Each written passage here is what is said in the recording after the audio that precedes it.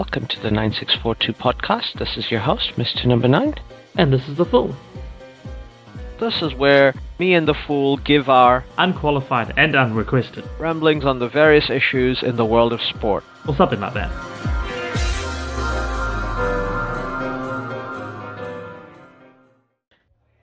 Yep. Let's start.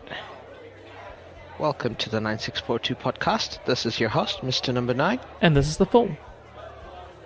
Welcome back, everyone. We are here in the end of the lazy, hazy days of summer. Yeah. Maybe not quite that. Very end. Very end. It's not May yet, in theory. Yeah, exactly. And we're gonna talk about our national summer game. Cricket, specifically Test cricket, even though incredibly we've had a 14-year-old score a century in the IPL overnight. I know, that was crazy.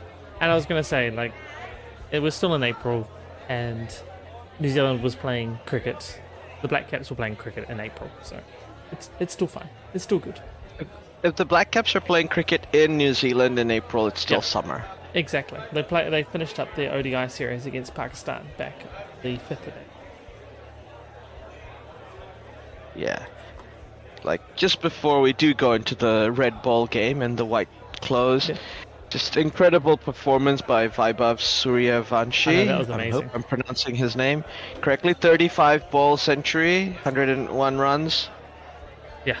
For the boys in pink, from the Pink City. I mean, come on, India, you're just cheating now. Like, you're picking a 14-year-old. If you're 14-year-olds this good, and he made his first-class debut at 12. Well, really? Wow, that's just crazy.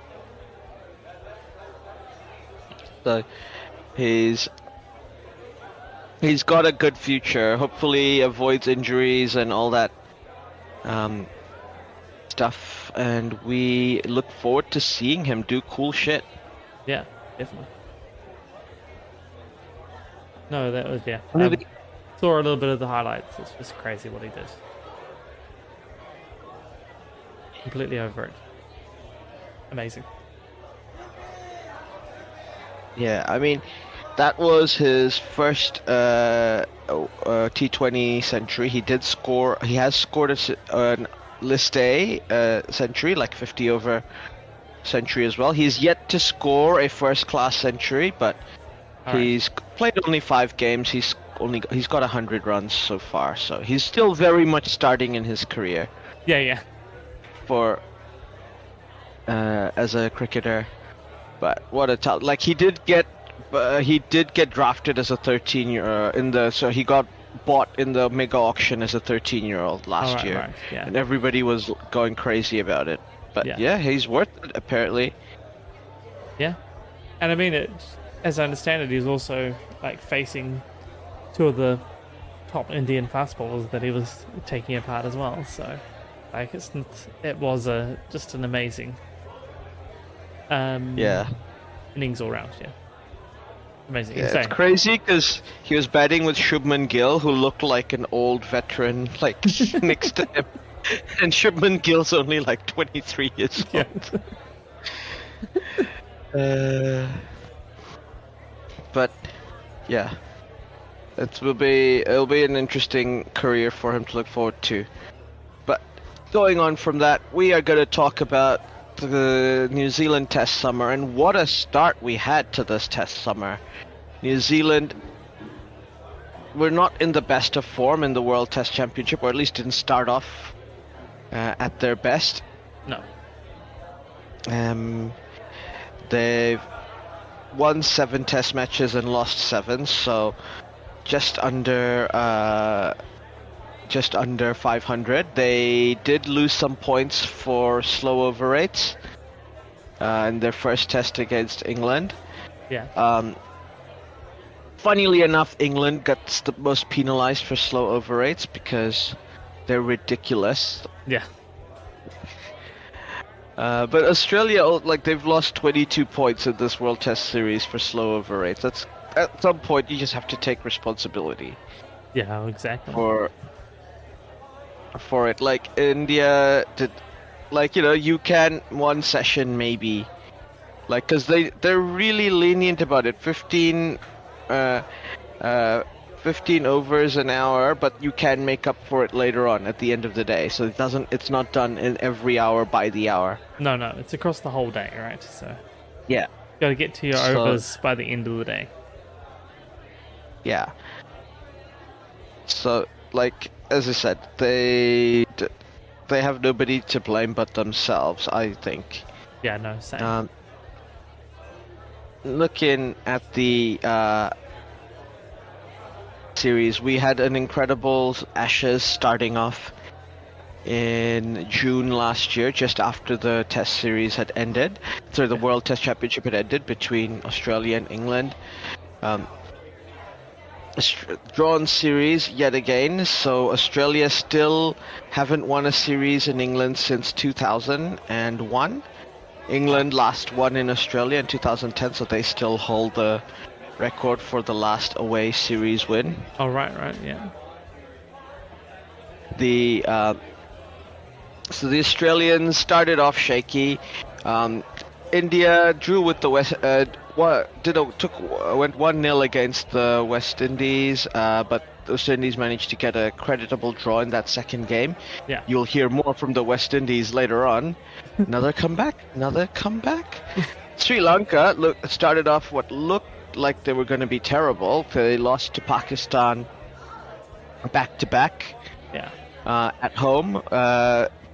Usually Sri Lanka is such a fortress for the home side, so they would have been disappointed, and possibly we knew this was going to be a different World Test Championship when Bangladesh came to New Zealand and won their first ever Test match in a Sena country. Yeah. That was in the last World Test Championships. This World Test Championship, New Zealand went to Bangladesh and they lost their first ever Test match in Bangladesh. Yeah. As well. In The Sylhet International Cricket Stadium. Won handsomely as well, Bangladesh, by 150 runs, but New Zealand would return the favor when they went back to Dhaka. Stadium New Zealand knows very well, and ended up winning by 4 wickets. This was going to be some foreshadowing about how New Zealand would play in the subcontinent. Yeah. Then we had the Pakistan tour of Australia to end 2023 and start 2024. Australia handsomely winning 3-0, just as we expected, because Pakistan are famously poor travelers these days, just not winning away series at all. Last time they did that was against a very poor Bangladesh side. Then India travels to South Africa, getting a drawn series. India's never won a Test series in South Africa. They first Test match, South Africa won handsomely by an innings and 32 runs. India was to get a win, like I think is credible enough, because India rarely wins in South Africa. It is the hardest place for a subcontinent team to win in, and I think only Sri Lanka, which was a few years ago, managed to win a series in South Africa. That was that incredible. Which was incredible, yeah. And it had one of the best Test innings of all time by Lakmal. Yeah. Who played, it was like a Brian Lara-esque innings. It's up there with his 158 against Australia. Which I still prefer Lara's innings, because, Lara. Yeah. And then we had the Frank Worrell Trophy, the West Indies traveling to Australia. Everybody has an opinion on the West Indies. They should split up. They should all play for their country. You know my position on the West Indies. Everybody else should shut the fuck up. Yeah, exactly. Mind your own business. Yeah. The West Indies went to Australia. They would lose the first game in the Adelaide Oval by 10 wickets. And then they went to play a day-night test against them in the Gabba, and they sensationally managed to beat them by 8 runs. Shamar Joseph, a star is born, and he's a test specialist. Yeah. He loves the red ball game. And maybe Windies, maybe they're back, huh? Maybe. Did high register? Maybe. Maybe. They did well against England in the last World Test Championship. West Indies famously at the moment don't travel well. They're very good at home, because obviously make sure that they have good bowling conditions. But a win against Australia in Australia proves that maybe things are about to change. Then we went to India playing in England. England playing in India, and funnily, just how it always happens, England win the first game, and then India sweep the rest 4-1. A gentleman's sweep by the Indians. As the great cricketer would say, 4-1, fuck off. Yeah.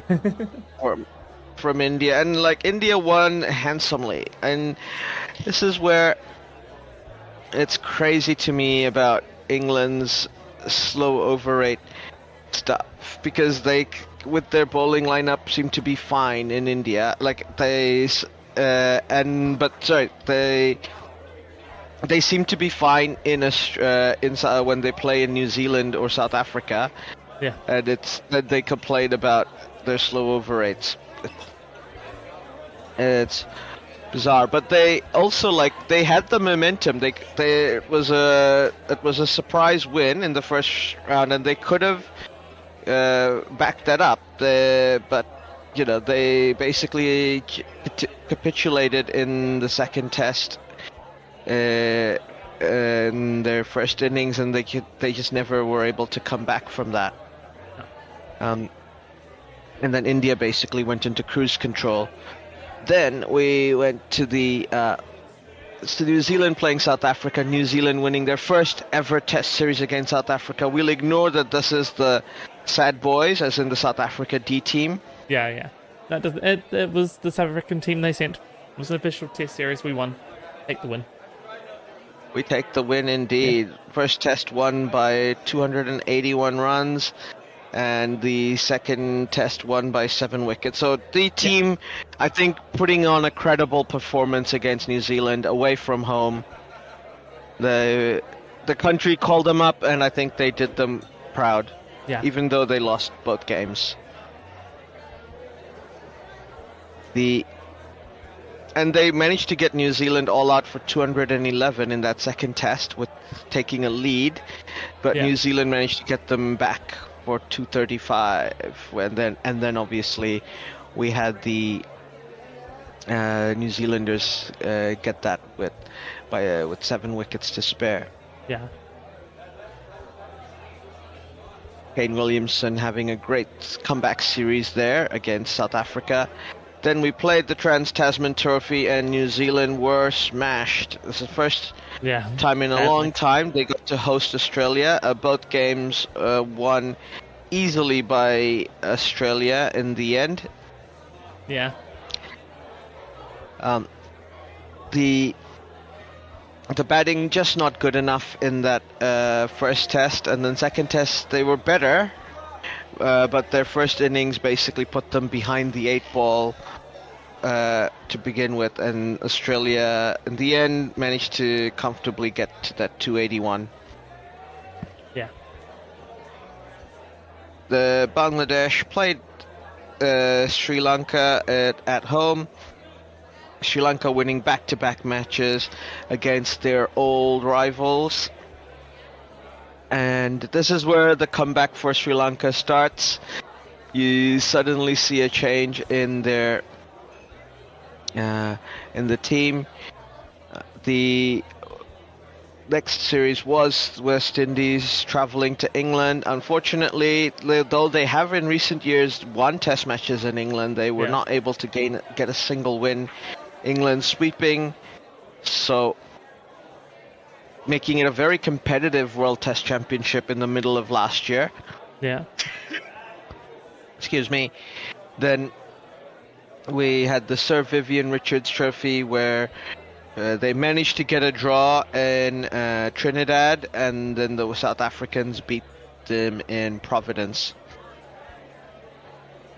in Guyana. Yeah. So South Africa at that point getting top of the table, looking the surprise potential. I feel like every team that finishes top of the table in the World Test Championship should be given a trophy, a minor premier trophy Yeah, equivalent. it makes sense, yeah. Because that proves that they were the strongest in the tournament before the playoffs started. Yeah. And that would be South Africa's only their second ICC trophy since they came back, since they returned from in the 90s. Yeah. Then we had another landmark series for Bangladesh. They traveled to Pakistan and they smashed them, Yeah. winning the first test by 10 wickets, and the second test by 6 wickets. And when I say they smashed them, Bangladeshi fast bowlers bullied the Pakistani batsmen. They had pace. They had so much pace, and the Pakistani batters just couldn't deal with it. And the Pakistani pace bowlers were treated with disdain by the Bangladeshi batters. Yeah. Hassan Mahmood, Bangladesh finally has a 145 plus bowler. Nice. Hopefully he doesn't get injured like Mashrafi Morteza, and he can have a long career for the team. But whatever else, this also happened literally a month after the Bangladesh revolution that happened last year. So the team playing for the people back home during tumultuous time, uniting the country, Yeah. and taking the points from Pakistan, the old enemy. Then England played Sri Lanka in England, and they managed to win the first 2 tests, but Sri Lanka, a surprise win in that 3rd test, showing that their Red Bull program is coming up. This is less high register than West Indies, because I do think Sri Lanka will actually be a threat in the next World Test Championship. We'll see what sort of draw they get and where they play their away tests. Yeah. But they have a bowling lineup that can compete in New Zealand, and I think can compete in England, and it'll be a question of whether they get drawn into Australia or South Africa. Yeah. And I also think they would be competitive against the West Indies and the West Indies. Yeah, definitely. They had to go there. Then Sri Lanka hosts New Zealand, and New Zealand get absolutely smashed. Yeah. They draw a series against Bangladesh, first time losing to them, and then they get swept by Sri Lanka. This is normal. This is like business back as usual for Sri Lanka. They're used to dominating New Zealand in their home conditions, and New Zealand would dominate them in New Zealand conditions, but they absolutely smashed New Zealand especially in that second test, where they won by an innings, getting New Zealand all out for 88 in the first innings. And then we had India looking ominous, second place in the table, and then they would go on and smash Bangladesh. Both games finishing in less than 3 days. Yeah. Where rain affected the game, and India batted like it was a one-dayer. And especially in that second test, getting 285 for 9 in 34 overs, setting up the win. Bangladesh yet to win a series in India, or test match in India for that matter. Then we had the Pakistan tour for England. England finally agreeing to travel to Pakistan They would win the first test by an innings and 47. Once again, they have the team and the mentality to be able to win. They managed to get 800 runs in 150 overs. Yeah. Pakistan being the first side in test history to lose a test match after scoring 500 runs. Yeah. Ridiculous achievement, if I do say so myself. Something I think everybody thought was impossible. Yeah, that is just crazy. I mean, that whole test match is crazy. Well, they scored 556 to the 149 overs, and that's pretty good. Pretty good. And then England gets 300, almost 300 more runs and with one extra over. I know, that's just crazy.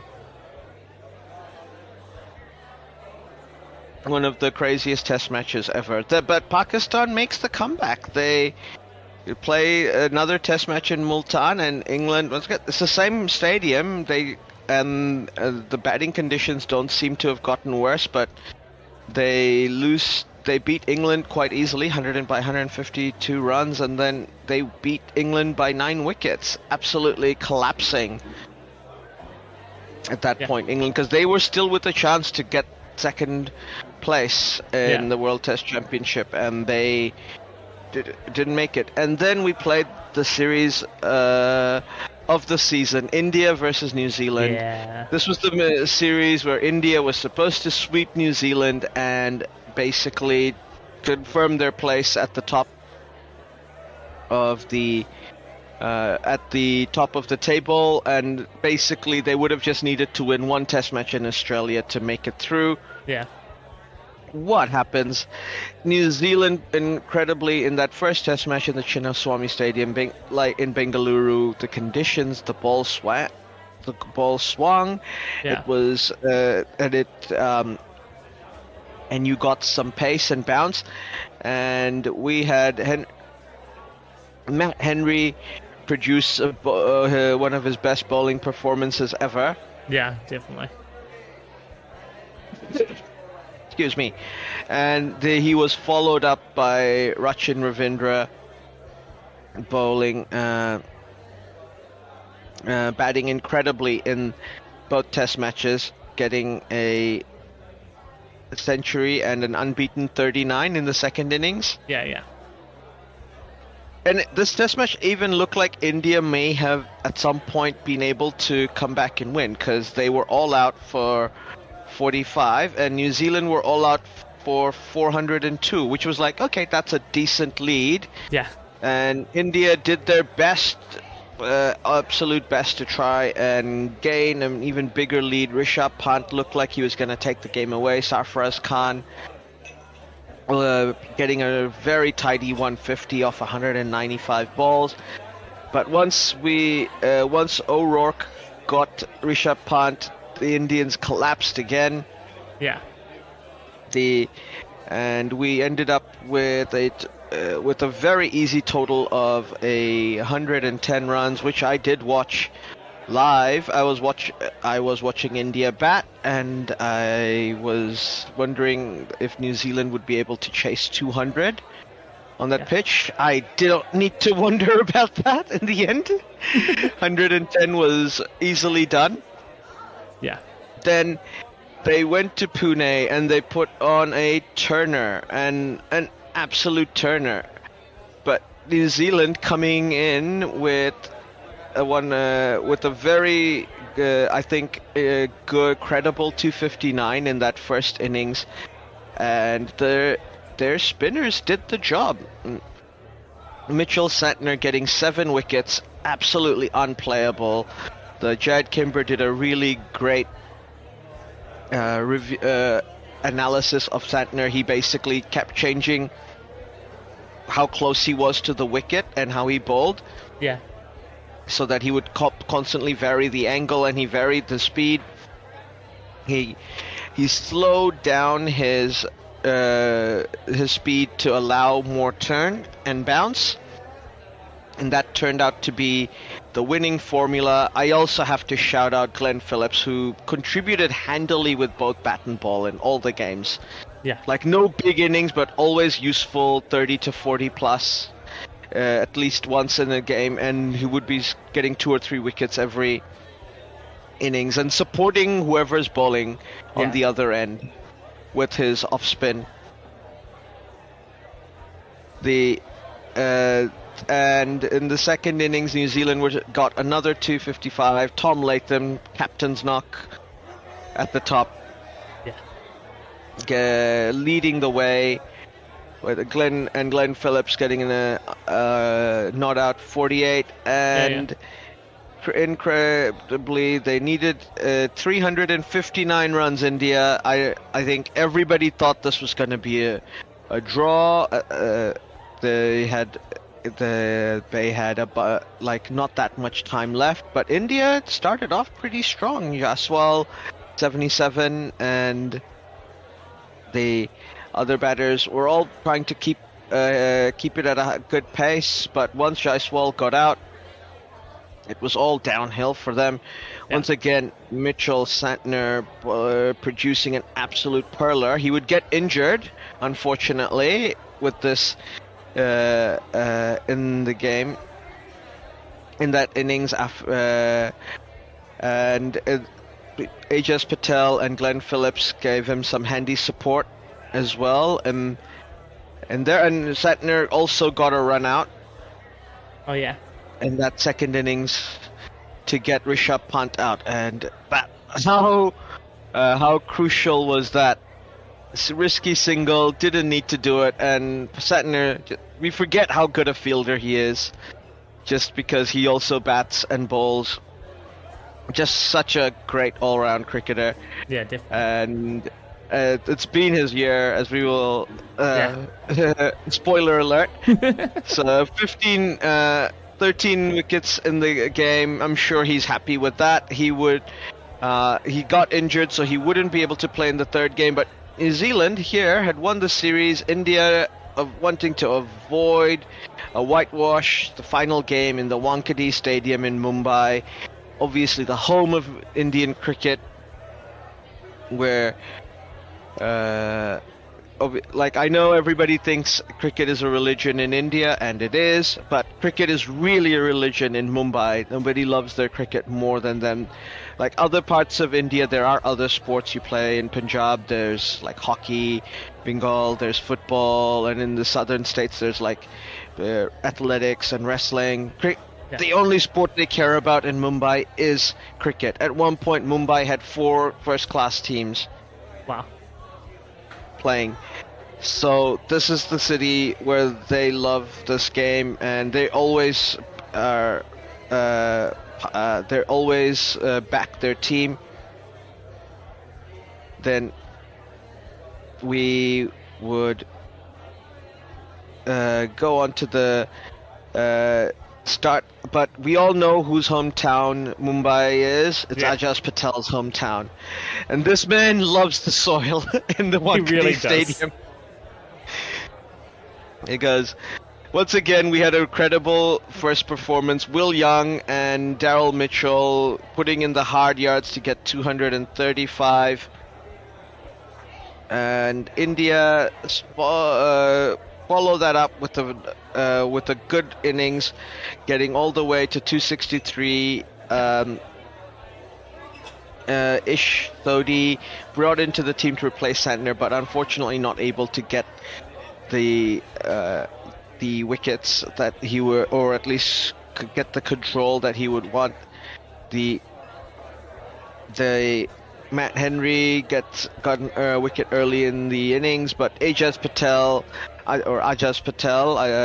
he gets 5 wickets, and we know things are about to turn. New Zealand second innings, nervy situation. Will Young gets another 50, a match-winning performance from him this game. I know, obviously, rightfully, Ajaz Patel is man of the match, but his contribution is like what built that platform for Ajaz to do what he did. Yeah, exactly.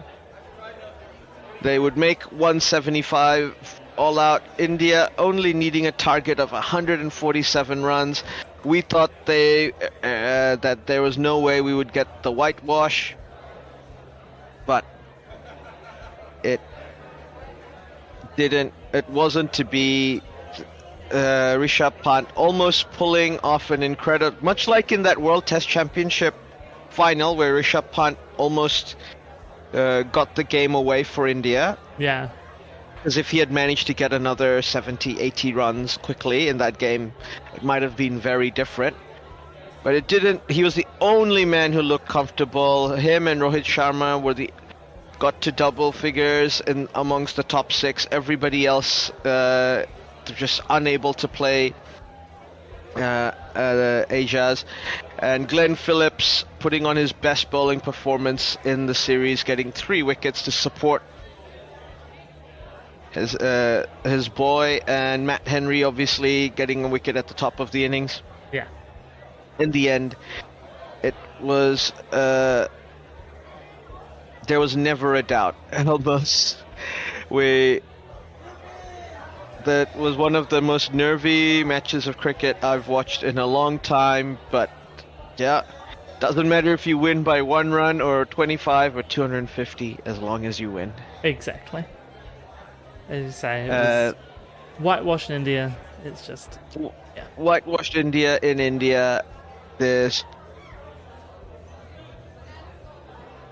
and basically outspinning India in India. That was the amazing thing. Especially to say that second test where they went out of the way to make it a massive rank turner, and New Zealand just looked better there.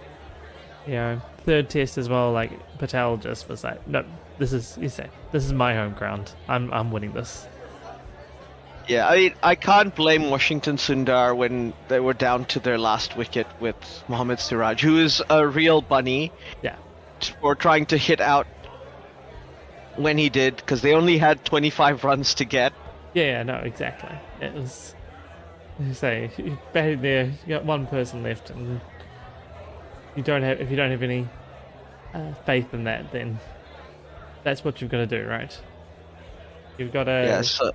You got to be aggressive then, and really be like, nope, taking the runs where they are. Yeah, and it's only 25. It's only 25 runs. That could be basically 4 hits, right? Yeah, exactly. And again, even if it's a couple of sixes or a couple, 2 or 3 fours, like that's taking it down again, and you can manage things a little bit as well. And you're having to make New Zealand do something for it, as opposed to just sit there and wait for the inevitable. So. Yeah, both test matches only lasting 3 days. And I will salute that Mumbai crowd. They gave Ajaz Patel a huge ovation when he came up to collect his Man of the Match medal. Obviously, he's one of their own. Yeah. And he loves Mumbai. He's averages something like 8 runs at the Wankhede. I'm pretty sure Mumbai should be looking to sign him for their first-class team. Yeah. And at this point, New Zealand looked like they could actually qualify for the World Test. They had their fate in their own hands. Yeah. They just needed to win the rest of their games and hope South Africa won the rest. And South Africa duly obliged, because they did win the rest of their games. Yeah. But, that was the amazing thing, right? That was after the Sri Lankan series. It was sort of the glum, well, we have to win all our games from here on. And it's India and England. And then we won all our games in India, and suddenly it's like, we just have to beat England at home. Yep. And South Africa would then go, the next series, West Indies would play Bangladesh team would go to the West Indies. Bangladesh were sharing the honours there, winning the second test match in Sabina Park, no less, against Jamaica. In Jamaica against the West Indies, and then they lost the first test match in Antigua in the Sir Vivian Richards Stadium. The main thing here, Bangladesh did win a test series, their first ever away test series back in 2008 in the West Indies, but that was a West Indies C team, because their first and second team were on strike. This is against a full-strength West Indies side, and it's not really a full-strength Bangladesh side, as several members of the team are currently on bail, out on the lam, charged with murder. So yeah. apparently there's like 600 people in Bangladesh who all had a conspiracy to kill one guy. You know, that we'll we'll see how that plays out. So this is without Shakib Al Hassan and Tamim Iqbal. So Bangladesh doing it without a lot of the old hands. Mushfiq still there, as per usual, reliable as he always is. South Africa hosting Sri Lanka at home.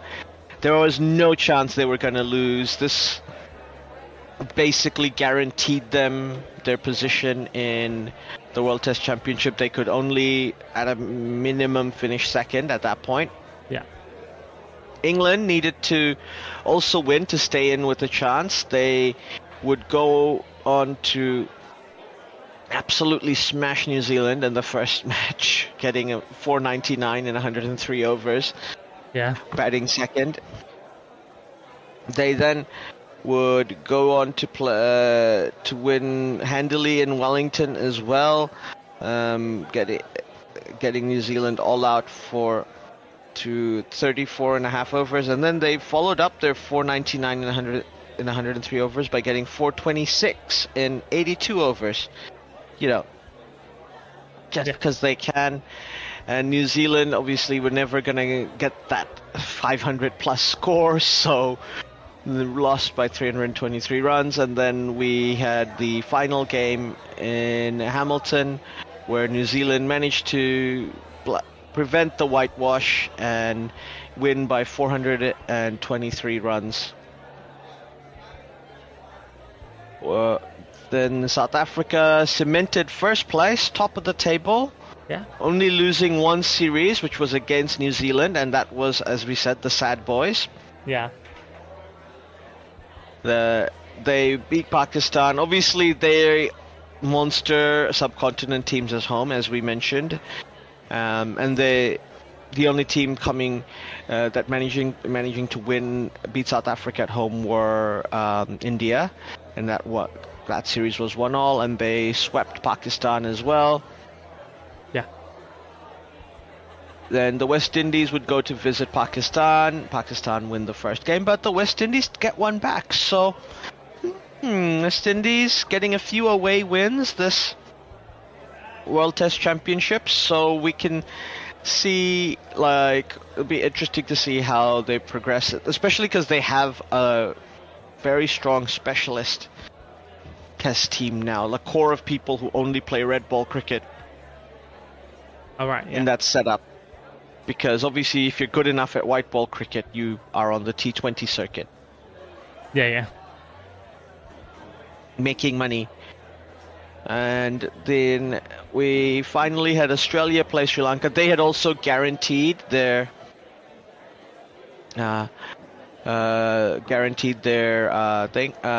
their place, because we missed this one. I don't know how, because it was right there. The Border Gavaskar Trophy, once again in Australia. India, having won the last two series in Australia very well, like classic all-time series. India, they're unable to do the three-peat. They managed to do a miraculous victory in Perth, and I think showed that they had come here to play, because they lost badly to New Zealand, and they were like, "No, we're not going to put up with this anymore." Came in and beat Australia in Perth. Then Australia played the day-night match. They won the toss, and Mitchell Starc did Mitchell Starc things. That's just what happens when Australia win the toss in a day-night match. Yeah, exactly. Especially at Adelaide. In Adelaide. And then the match at the Gabba was drawn. Yeah. We had the final match. The next two games. The Boxing Day test at the G. Australia was put on a dominant performance to win the match by 184 runs, because they gave India a decent total to chase, and India all out for 155. And then the final game in Australia needing to win that game to confirm second place, which is what they did. India winning by 6 wickets, and then they would have had another chance to continue because they played Sri Lanka Yeah. later on. But this game kicked India out of the World Test Championship running, and then Australia went to Sri Lanka, won the first test by an innings and 247 runs. Australia have a iffy record in Sri Lanka at the best of times, but won both test matches easily, and then we got to the final. So before because we're gonna look, obviously, maybe closer to the time, talk a bit more about that game between South Africa and Australia. Like, are we just gonna call it? Like, do we even need to have this test match? Australia's gonna win, right?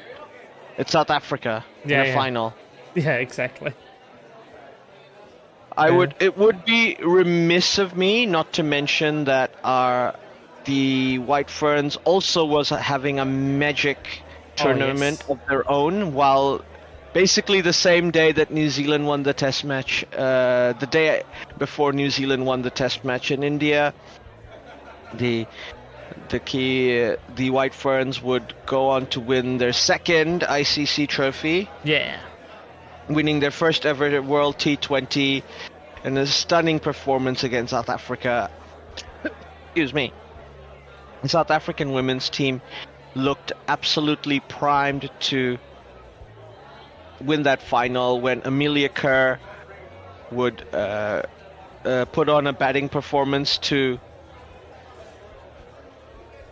bring the team into a competitive score, and then South Africa looked like they might be in with a chance to win the game, to chase down that total, but Amelia Kerr once again getting the key wickets. Yeah. And absolutely putting on a show. But as I said a few podcasts ago, she's the most talented cricketer to be born in Aotearoa since Kane Williamson. Yeah. In my opinion. Oh no, 100%.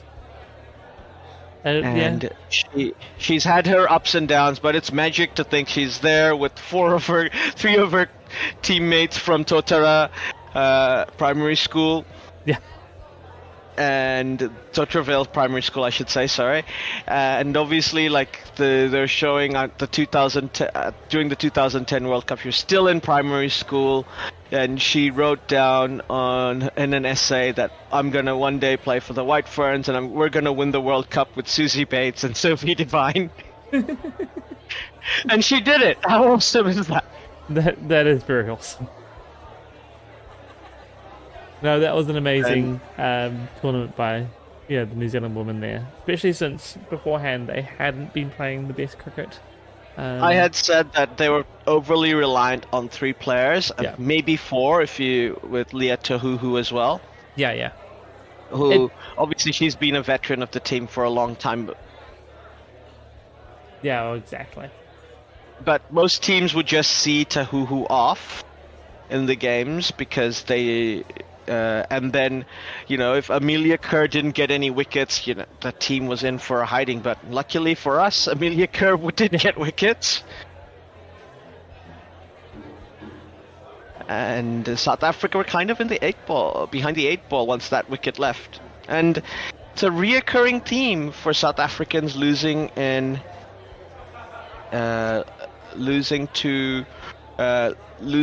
knockout games in ICC tournaments. Whenever they lose, it's because they bat too slowly, as Jared Kimber has done a very extensive review of whether it's choke, rain, or just outplayed. And he's like, every time that you can call a choke, it's like they batted badly, like they weren't batting fast enough with enough tempo. Yeah. And it's like a reoccurring theme in South African cricket. Well, yeah, I suppose it is the hips, right? That's the nerves, the choking happening by showing up by being too cautious, right? And they're trying to, all things might go bad. We need to be cautious, make sure we don't lose wickets, and then they put themselves under pressure by just not having enough runs or not having been faster. Yeah. exactly. And the overall looking at the tournament, which was played in the UAE, in Sharjah and Dubai, Yeah. in the West Indies and South Africa were in one group where they managed to get through to the second round, and in the other group we had Australia and New Zealand. Luckily for us, South Africa dealt with Australia in the semi-final. Yeah.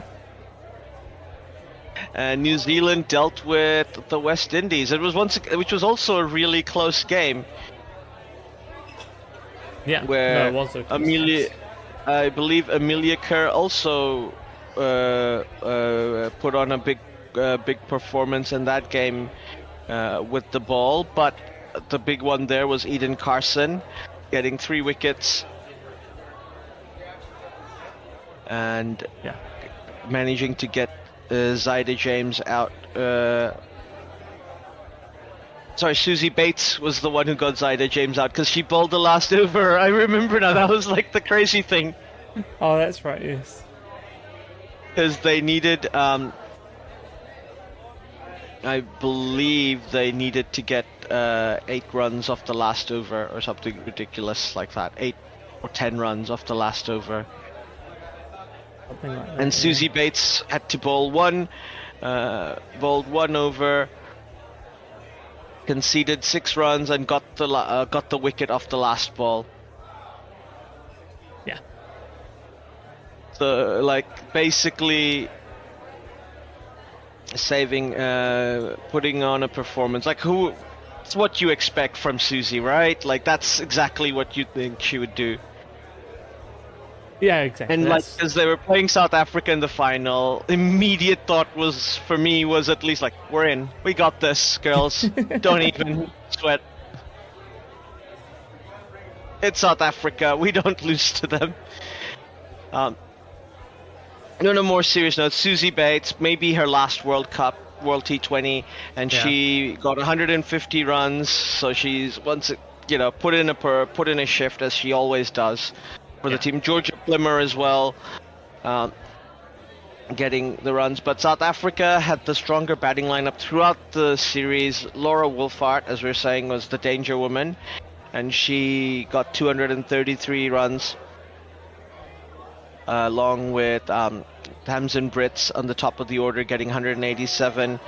But on the other end of on the bowling end, we had Amelia Kerr with 15 wickets, easily top of the table. 3 more than Nkulu Milaba. Nkulu Leko Milaba. I'm sorry if I'm mispronouncing it wrong. From South Africa. Rosemary Mayer and Effie Fletcher from the West Indies getting 10 wickets each. And so you can tell it's a poor tournament from Australia. There's nobody they don't have any of the top players in the runs or the wickets column. Yeah. Annabelle Sutherland getting the 9 wickets. Eden Carson, once again, another new talent for the team. So it's coming together, I think, for the White Ferns. Like, this is the tournament where you could see everything shift.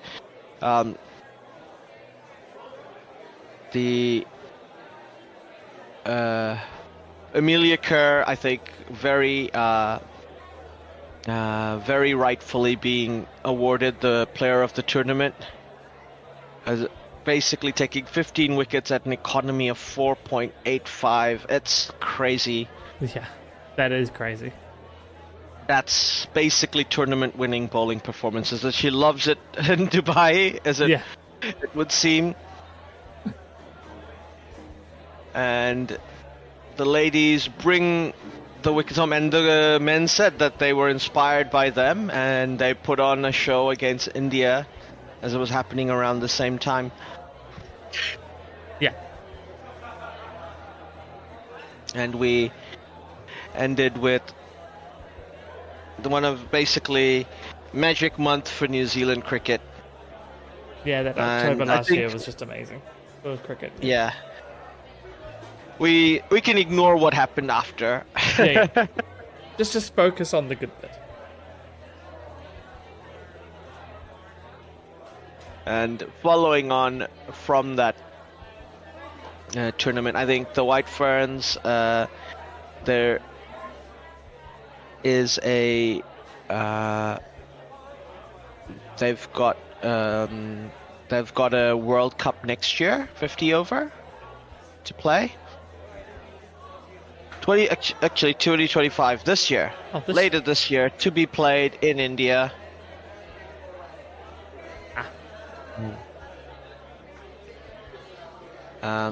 Makes sense. This is like almost been a decade and a bit since India's hosted a women's 50 over World Cup.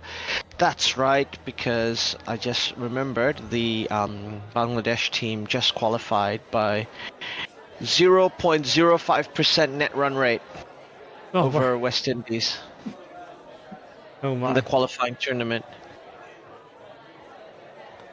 So the tournament is scheduled to be played in September to October. Right. So we're looking forward to that. And they're playing the format of the way the Men's World Cup is played. 8 teams, every team will play each other. And all right. Oh, that's good. The finals being on the 26th of October. And so, but definitely looking forward to the White Ferns playing in that tournament. Like they've shown, they've got the bowling lineup to do well in those conditions now, and they're no longer being carried by a few players. And I'm sure Susie and Sophie will play one more tournament, at least. As I've said several times, I'm in no hurry for Sophie Devine or Susie Bates to retire. No. So I get the feeling that maybe they are eyeing that up quite a lot. So. I mean, Sophie is 35. She'll be 36. And she's still a gun, so why not? Yeah. To have her play another more tournaments the years after might be taking the piss, but yeah, no, I think we might be able to get this one out of her, and then maybe the home summer, and that might be it. Yeah, and Susie Bates is 37, so no, she's not announced her retirement as far as I know, so why not? Yeah, no, I don't think either of them have actually given a definite on retirement, but I do know, I think this past year both of them have talked quite seriously about, potentially nearly time to hang it up. So yeah, I know that's what they've been saying, and obviously for Susie, she's 37, so and she'll be looking at I think she will be 38 when the tournament begins in India, so it would be a great swan song for her if she was to, if the New Zealand team was to do really, really well, maybe win. Yeah. And they both basically just, they both started playing just after the White Ferns team that won the World Cup retired. Yeah. And they got to the World Cup final in 2010. So one more, why not? So 2010 and 2009. Yeah. The T20. So there's definitely opportunities there for both of them. And Amelia Kerr is on a run. Yeah. And we've got a way more balanced team now, so I think we could definitely expect the team to do well. And there's a lot of games, so it kind of gives opportunities for like the best teams to pull up. I think in previous tournaments, for a while I wasn't sure if New Zealand was the 4th best team in a tournament. Yeah. And we kind of sometimes had to rely on results to go our way, but now, obviously Australia, they're always the team to beat in women's cricket. Yeah. England are very, very strong, and India are very, very strong, especially at home. Yeah. But New Zealand could easily get, if they can put on another performance against South Africa and the other qualifiers, Pakistan, Sri Lanka, Bangladesh. There's no reason why they can't make the knockouts. And when you make the knockouts, anything can happen, right? Yeah, well, exactly. And say then it's the team on the day, right? So, and not that they didn't, not anything about it, but that's what happened with the T20 World Cup, right? Made to the knockouts, and then you play knockout cricket at that point. Yeah, exactly. So looking at the 8 teams that have qualified, so it's Australia, Bangladesh, England, India, New Zealand, Pakistan, South Africa, Sri Lanka. So and even India and England are teams I think New Zealand can beat.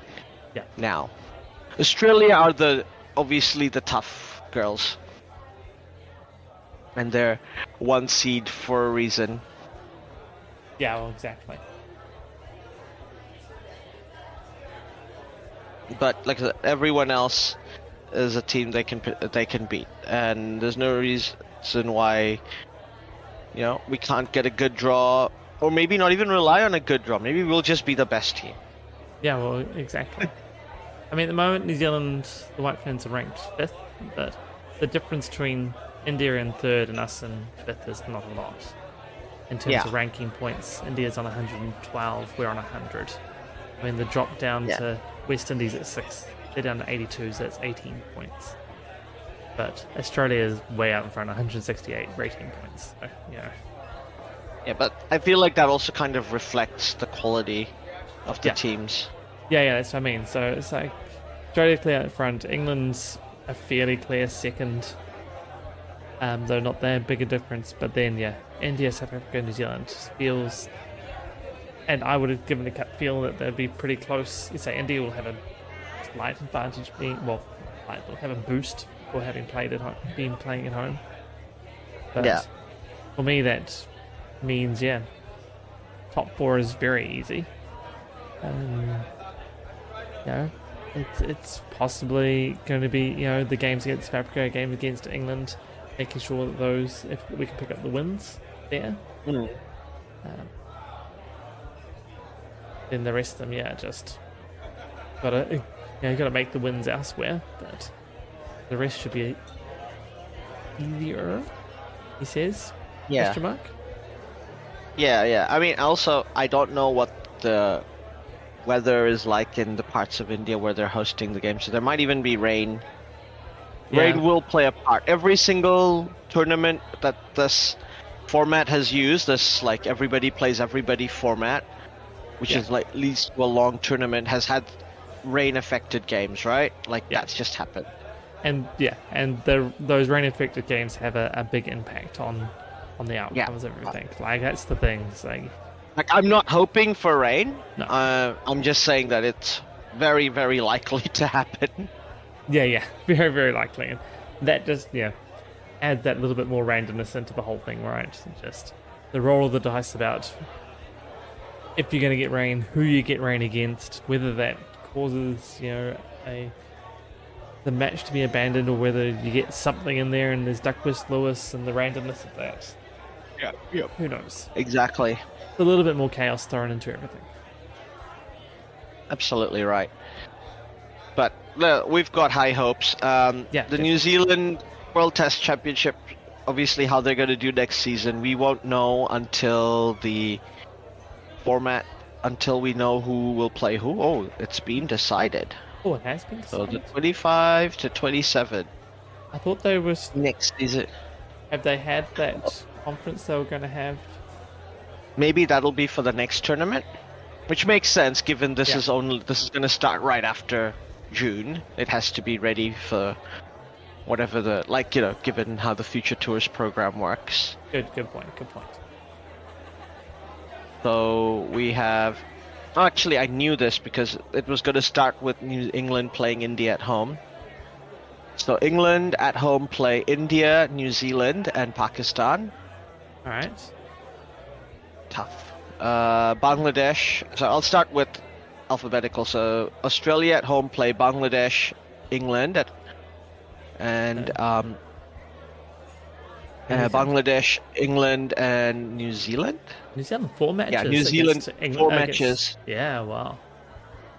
At home. Yeah. Bangladesh play their home matches against England, Pakistan, and the West Indies. Yeah. India play home matches against Australia, South Africa, and the West Indies. Home matches for India, New Zealand are India, the revenge series for India, because also last time India came to New Zealand, New Zealand did sweep them, winning 2 matches. Sri Lanka and the West Indies. Yeah. Pretty tough home schedule. West Indies have been poor in New Zealand for the last few times they've toured, but Sri Lanka and India will give us a fight. Yeah, but say Sri Lanka generally doesn't play well here, but say I know their team's on the up, but yeah, I agree with you. Sri Lanka also don't play well here in recent times, so it's India that is going to be the tough team. But let's get the last Test series they lost here and were swept. Pakistan host New Zealand, South Africa, and Sri Lanka. Not bad for New Zealand to have a away against Pakistan. England and Australia, it's tough. 2 tough away series with Australia and England, but Pakistan is winnable, as Bangladesh have shown. Yeah. And New Zealand can play in those conditions. And I think the batters are also familiar with Pakistani conditions, as they showed in the Champions Trophy. South Africa host Australia, Bangladesh, and England. Tough for South Africa. Very. We did say they had a good draw last tournament, and we picked them as dark horses to make the finals, and we were right.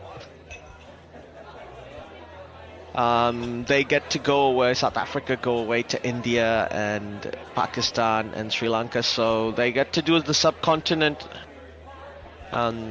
tour. But it's good. Really tough. Obviously, Bangladesh, they should win, but Australia's never lost a Test series in South Africa. And England, it's a 50-50 there, I think. Yeah. At home, because you want to win your home matches, right? Like that's the key to build the building blocks. Sri Lanka play Bangladesh, host Bangladesh, India, and South Africa. Again, South Africa have beaten them at home last season, so last World Test Championship. So they have a pretty tough, because India are pretty good in Sri Lanka, but once again, I don't know how Bangladesh will play against them. I don't expect Bangladesh to do well. Sorry, Bangladesh, as I said, other than hoping that they can beat Pakistan and the West Indies, England as well, because they do badly in Bangladesh. Yeah. As a rule. So Bangladesh potentially could do well in their home matches. West Indies hosting Australia, 3 matches. Tough ask, but then they host Pakistan and Sri Lanka, both winnable series for them. Yeah, definitely winnable series for them in the West Indies. Yeah, so New Zealand, let's look at the schedule, how it goes. So first we open up with the Pataudi Trophy, New England playing against India. Yeah.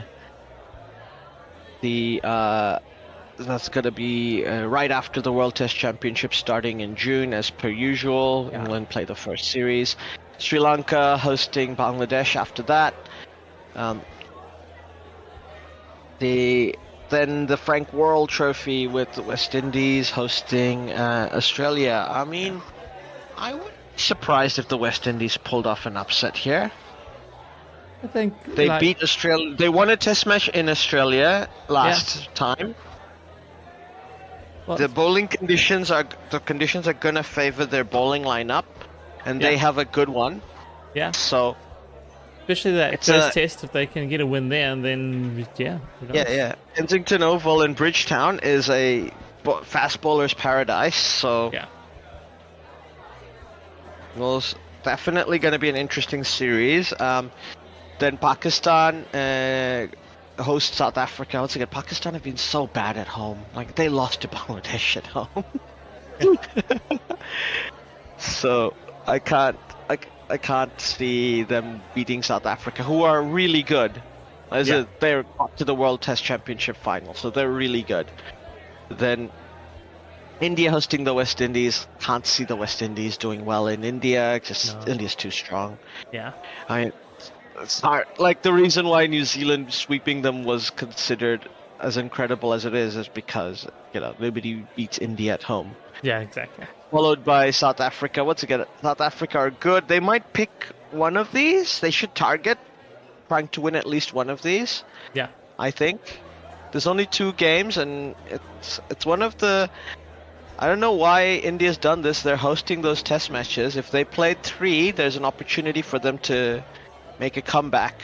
But if they lose or draw one of these games because of a rain or something like that, that's going to be drop points for days Yeah. on the table. Then we have the Ashes later on this year, starting from November. So what are we predicting? 5-0 fuck off to Australia or 4-0 fuck off to Australia? Go with the straight 5-0. I mean, really. Yeah, I mean, New Zealand playing the West Indies, what? Unless it rains, 3-0? Black Caps? Yeah. West Indies play badly here, unfortunately, the last few tours. It may have to rain all 5 days for it not to be that. I will give them a pass for the last tour because they had to do lockdown for 2 weeks. Yeah. So it's good that they even showed up. Yeah, no, exactly. Then Bangladesh, Bangladesh hosting Pakistan. Look, if you can beat Pakistan in Pakistan, you should beat Pakistan in Bangladesh. Yeah, exactly. That's just how it should go. Then England play New Zealand in England. Look, New Zealand have beaten England there before. We're very even sides. Completely different philosophies about how the game should be played, and how the teams are set up. Yeah. But I think New Zealand have figured out how to beat England. Yeah. Tactically. Though England kind of New Zealand. So hopefully they'll keep those lessons. And it's also being played in June rather than later in the summer where it's better to bat. I think stronger batting conditions would favor England versus better bowling conditions favor New Zealand in that test series. I think so too. Then the West Indies hosting Sri Lanka. West Indies, I don't see why they can't win those home series. Yeah. They can beat Australia, they can beat Sri Lanka, they can beat Pakistan. That's what they've got. I don't know if they will, because the West Indies always, they can snap defeat from the jaws of victory just as well as the South Africans, except they win shit. So, but I could see them doing well in their home series. I wouldn't be surprised if they go undefeated in their home series. I don't know if they'll win all their matches, but they could go undefeated. Yeah. Indian team in Sri Lanka. Well, Sri Lanka have not played well against India in recent times, but I don't see why Sri Lanka couldn't put up a fight against India. This is not a give me. India should win, but I don't think it's a give me. No, I think you're right. And it's always possible for a draw in one of those matches as well. I don't know if India's really going to come away with all the points out of that one. Yeah. Then Australia, Bangladesh tour Australia, and this is an interesting thing because it's starting in August where the conditions are going to be a bit bowler friendly. Bangladesh do have a good pace bowling lineup. I don't think Bangladesh will win. Australia should sweep them, but they're giving Bangladesh a chance. Yeah. By putting their bowlers into it. Excuse me. And also it might rain at that time of year. Yeah, I see they're playing up in Darwin, both tests. Oh, then it won't rain. Yeah. Then it should be alright. Yeah. Then I think maybe probably 2-0 Australia there. And Pakistan team in England, unless there's a draw somewhere, I don't think England are losing to Pakistan at home. No. Because Pakistan can't win in Pakistan at the moment. No, exactly. And you say that's later in the summer for England as well, so... Yeah, and they're batting, like... They got 800 runs in Pakistan, they're gonna get way more runs in England. Exactly. Then we have the South Africa series at home. Look, this is South Africa's chance to finally beat Australia at home. Like, they did famously beat Australia in 2008. 3-0 as well back then.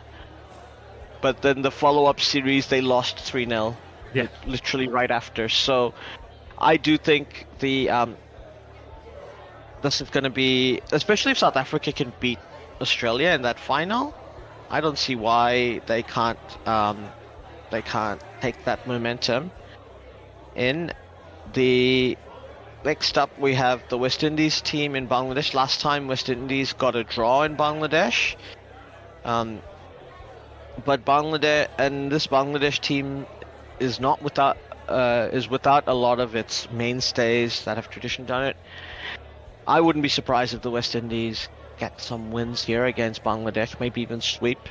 Maybe. West Indies potentially might make a final. I don't know. It looks not bad for them, I think. New Zealand and India in New Zealand. This is, like I said, New Zealand won last time. India, last time though, I will point out they didn't have Jasprit Bumrah, so their bowling line. It is nice and early summer New Zealand, so there's the whole. It's going to be goddamn cold. I've noticed we don't take them down to University Oval though, like we have with the Pakistanis before. Yeah, it'll be at the Bay Oval and Basin Reserve. There could be rain affecting these games, definitely. Almost certain, I would say. India are not afraid of touring in New Zealand. No. They have the bowling lineup, Bumrah or no Bumrah. We'll see. Like, it is, other than Bumrah, who can get injured because of his action, and that's why he didn't play last time. And right now, Mohammad Shami is getting on in years, the old warhorse, and Mohammad Siraj is very mercurial, so we'll see how that pace bowling lineup adapts. And I don't know, maybe New Zealand will pull a surprise and beat them with spin in New Zealand. Worked last time. Yeah. And I think New Zealand's bowling lineup, like, now Saudi has retired. Trent Bolt has retired. We've got Matt Henry has stepped up to the plate very well. Yeah. And he's basically become the core of this bowling lineup. And last time India had trouble with Kyle Jamieson's height and bounce. If he's back and we have O'Rourke as well, that's a very, very tricky bowling lineup for India to face. And we've also got Lockie Ferguson available, or if we wanted an out-and-out pace. Yeah, exactly. So there's it's a very even series. I'm saying is what I wouldn't be surprised if that was a draw. That's where I'm leaning as a prediction. Bangladesh and South Africa, 2-0 South Africa. Moving on. Then we go Pakistan in Sri Lanka in Pakistan. Like, if Pakistan cricket right now is a mess. They're terrible at home, terrible away. I wouldn't be surprised if Sri Lanka took 2 wins there. And then Australia playing New Zealand. Like, New Zealand have had a terrible record against Australia, but if we can beat India in India, why not? Exactly. I don't think that's happening, but why not? We get a Boxing Day test out of it as well, right? So we've got a Boxing Day test out of it, exactly.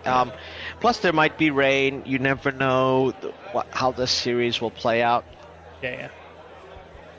Then England play South Africa in South Africa. I do think South Africa are really, really strong, but this England team can beat any team in their day. But I think I'm leaning South Africa, like a 2-1 or something like that. Yeah, I think so too. New Zealand against Sri Lanka in January at home. I would be very surprised if New Zealand don't win both test matches there. Yeah, exactly. Unless they've had a really poor series in Australia and they're demoralized. Yeah. There is that. Then coming off the back of whatever happens in Australia. So then Australia go on to tour India. I mean, I'm sure India want revenge. yeah, They might be a 15-year-old making a test debut yeah, just to embarrass Australia and show them what's what. You put on a 20-year-old Sam Constas on us last time. This is what we'll do. We'll double down. Put on a 15-year-old. exactly. But it's very hard for me to see Australia win in India. They haven't done it since 2003. I just don't think that's happening. Yeah, Only New Zealand can beat India in India. exactly. Then Bangladesh travel to England. Yeah, I think England are gonna feast. Bangladesh team, England team in Bangladesh. No, Yeah. Bangladesh could win a test match here, definitely, if not two. Also, the weather will play a part. It's in February, which is the start of spring. Then we have Sri Lanka against South Africa. South African team in Sri Lanka. Once again, South Africa have got swept, done well against subcontinent teams and done well in the subcontinent. Yeah, In the last World Test Championship, they've got a core of that same team around. I don't see why they can't beat Sri Lanka. And then we got Pakistan, New Zealand in Pakistan. Once again, if Bangladesh can beat Pakistan in Pakistan, New Zealand can beat Pakistan in Pakistan. I'm not. exactly. So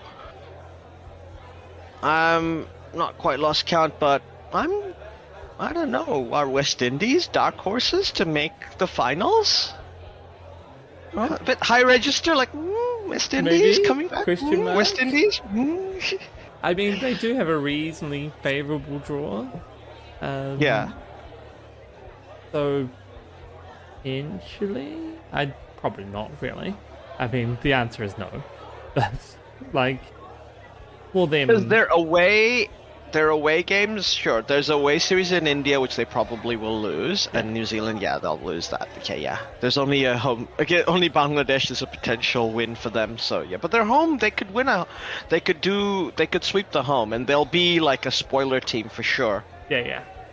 Say if they can get up good wins at home, beat Bangladesh, like maybe it's just That was grab what it- New Zealand did to qualify last time, basically, right? Swept at home, 1-1 series away. That's it. Yeah. And Pick up even a if they couple win a draws. test match, Yeah.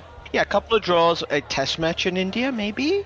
Like, it's a 2-test match, right? There could be a draw here and there. Yeah. There could be rain, so Yeah. it's entirely feasible. Yeah, that would sit them Um, around that 60-ish% mark, which is probably still too low to make a final, but asking the question, making others have to be better. So Is it too much? Because I think in the last World Test Championship, 67 was enough yeah, so I to think get back in. yeah, so it needs to be high 60s. So looking at West Yeah. Indies, it'd probably be, if they do sweep and get decent, then low 60s, which is probably not good enough, but it'll get them third or fourth and requires others to have done well. Get a few things that are going your way. Who knows? Yeah. Because if And- Australia do badly against India, like we kind of expect in India, Yeah. then that's a huge number of their matches, like 5 of them. Yeah. And if New Zealand sweep Australia, like obviously will happen, Yeah. Obviously. But no, England will get swept by Australia, so that'll counter that. Okay. And obviously they'll beat Bangladesh easily at home. There's no question there. And I think Australia is just too good against South Africa in South Africa. Like, they're better at being South African than South Africa are. Unless South Africa pull out spin bowling, turning wickets. Which they have now. Because climate change has changed South African wickets now. Yeah, yeah.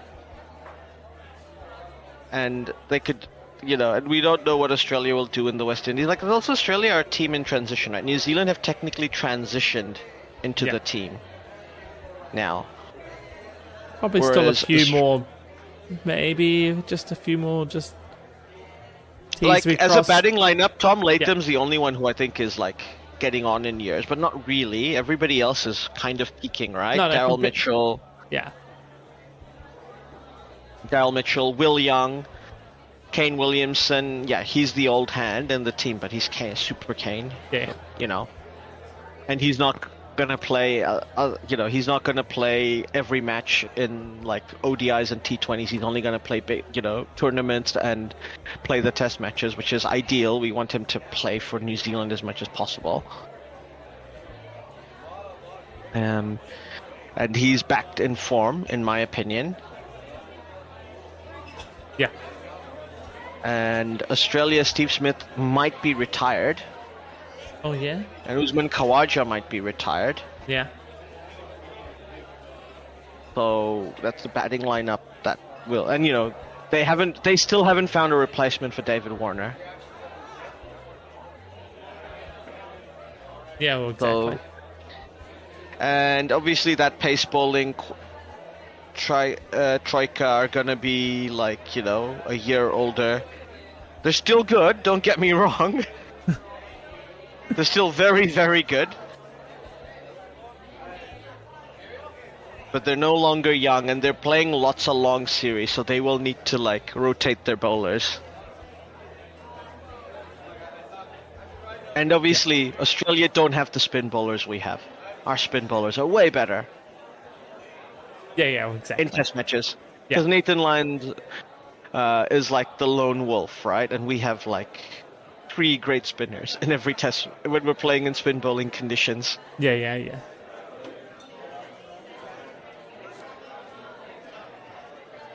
So I think it's more even than it looks on paper. And I feel like New Zealand always misses the trick by not picking a lot of the spin bowlers at home when they should. Yeah, I feel sometimes we need to put a little faith in the spin bowlers at home as well. Give the variation. So we'll see if they do that.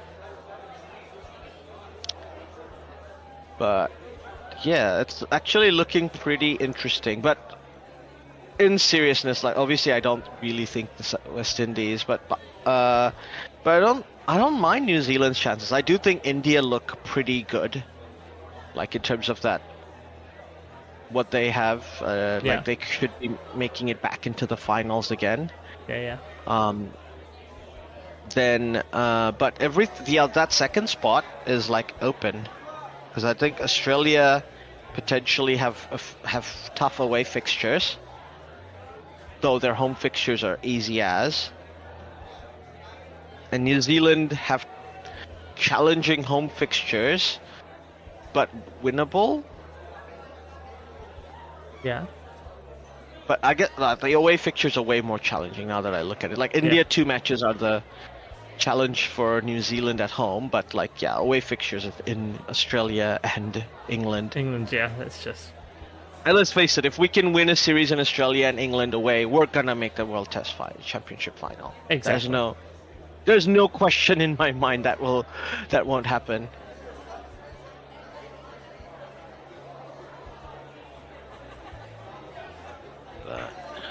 Yeah. It's gonna be an interesting year, next 2 years, and I for one am definitely really looking forward to it. Yeah, definitely. But I think at this point, I think that's all we have time for today. Yeah. Thank you so much for listening, and look forward to seeing you next time. Catch you next time.